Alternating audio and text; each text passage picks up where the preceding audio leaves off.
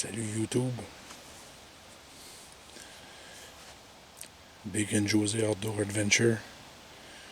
Dimanche, le 2 octobre. Chasse à l'arbalète. Il est 9h30. C'est tranquille depuis ce matin. J'ai décidé de vous faire une petite capsule sur, on va appeler ça, mettons, le camouflage. Comme vous pouvez voir, je suis pas mal en noir. Les vêtements camouflage de qualité, ça a plein de bons avantages. Mais il faut aussi essayer de comprendre que quand on chasse dans une cache, on est mieux d'agencer ce qu'on porte avec la cache. Comme par exemple, je suis dans une tente et tous les parois sont noires. Donc aujourd'hui, il faisait 2 degrés ce matin. J'ai mis des salopettes de chasse par-dessus mes combinaisons en polypropylène. J'ai mis un hoodie noir, puis un polar North Face noir, face mask noir, casquette noire et des gants noirs. Quand on s'assoit bien au fond, les chevreuils, si on a regardé à l'intérieur par la fenêtre, on est beaucoup plus camouflé tout en noir dans la cache.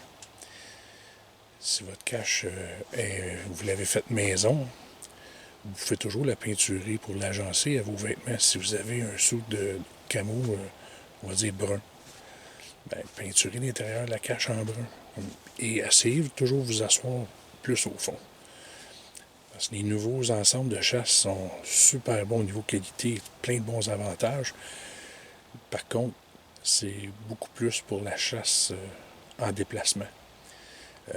Autre conseil aussi, si vous achetez des ensembles de chasse, si vous chassez dans un endroit ouvert où il y a beaucoup de luminosité, essayez de les prendre dans des teintes plus pâles. Vous allez ressortir moins. Si vous chassez plus en forêt dense, essayez de les prendre plus foncés. Puis, petit conseil aussi pour l'orignal, si vous faites de la chasse fine, si vous chassez en chasse, les conseils que j'ai dit de peinturer votre cache tiennent toujours. Mais la chasse fine à l'orignal, c'est tout le contraire de la chasse fine au chevreuil. Au chevreuil, on essaye d'être un prédateur ninja qui va essayer d'apercevoir son chevreuil sans que lui l'ait détecté. Donc, il faut être super camouflé, super silencieux, faire attention au vent, des déplacements tranquillement, vraiment une progression lente. Quand on fait de la chasse fine à l'orignal, on essaie d'être un orignal. On fait du bruit, on craque, on arrache des branches, des feuilles sur les branches avec nos mains pour essayer d'imiter un orignal qui mange en se déplaçant. On laisse frotter notre palette dans les branches un petit peu, on fait du rattling, on imite un mâle, on fait des vocalises, femelle, mâle. Donc, qu'est-ce qu'on fait? On essaie d'être un orignal. Et si vous avez vu des orignaux, vous savez que c'est assez foncé, merci. Même que de loin, on dirait qu'ils sont noirs. Quand on arrive au proche, il y a un peu de noir, mais il y a beaucoup de brun. Pas besoin de se mettre en camo. À la chasse à carabine, il faut porter un dossard, c'est sûr.